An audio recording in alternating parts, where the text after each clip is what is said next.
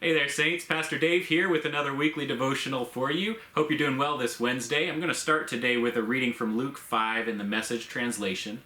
This is a story about one of Jesus' miracles, and it happens right after he's been teaching in the Galilee region. He gets in a boat with his disciples, and he does something that really catches their attention. So when he finished teaching, he said to Simon, "Push out into deep water and let your nets out for a catch." Simon said, "Master, we've been fishing hard all night and haven't caught even a minnow. But if you say so, I'll let out the nets." It was no sooner said than done. A huge haul of fish, straining the nets past capacity. They waved to their partners in the other boat to come help them, and they filled both boats, nearly swamping them with the catch. Simon Peter, when he saw it, fell to his knees before Jesus. "Master, leave. I'm a sinner and can't handle this holiness. Please leave me to myself." When they pulled in the catch of fish, awe overwhelmed Simon and everyone with him. It was the same with James and John, Zebedee's sons, co-workers with Simon. Jesus said to Simon, "There is nothing to fear. From now on, you'll be fishing for men and women." And they pulled their boats up on the beach, left them, nets and all, and followed him. So, Saints, maybe you've heard that story before and caught the angle of the call of the fishermen, caught the idea that Jesus is transforming their lives from fishing for fish into fishing for people. Those are definitely front and center themes in that story. But I was reading another devotional this week by a man called Quinn Caldwell, and he asked a question that really caught my attention. This is a good question I'd never considered before. What happened to all the fish? After this miracle, this incredible catch that they bring in, Luke doesn't talk about the fish at all. He talks about the disciples and how they just walked away from everything and followed Jesus. But what happened to those fish? The fish that are part of the miracle that Jesus performs, this incredible abundance of food, we have to hope it doesn't go to waste, right?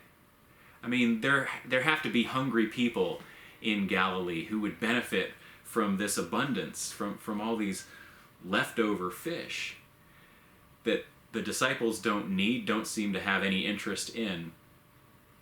And the question is a good one because it turns our attention to what kind of abundance we've received, what kind of miraculous blessing Jesus might have provided us with, and what do we do with it when we don't need all of it, when there's a surplus, when there are leftovers? How do we make sure that we don't let it go to waste? You know, churches have budget surpluses. That might be a very literal thing that we think about as far as the leftovers, or even the food that's left behind after a fellowship event, or the food that's left over in our refrigerators after we've finished our meal. We might think about how do we make sure that that doesn't go to waste. But there are other things too in the life of the church or in our own lives that are maybe more like those fish that are just kind of things we didn't think about all that much. We didn't realize that there was this blessing that maybe we could have shared with someone. Churches, for most of the week are not actively used, right? And so there are rooms in our church buildings that might be of benefit to someone who needs that space.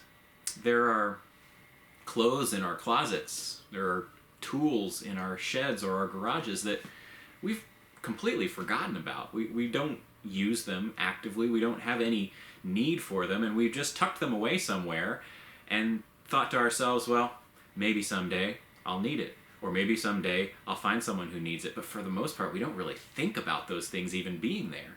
Maybe we should spend some time figuring out what kind of surplus and leftovers we have in our homes that might be of use to someone else. And then actively go out and try to repurpose those things, find new homes for them.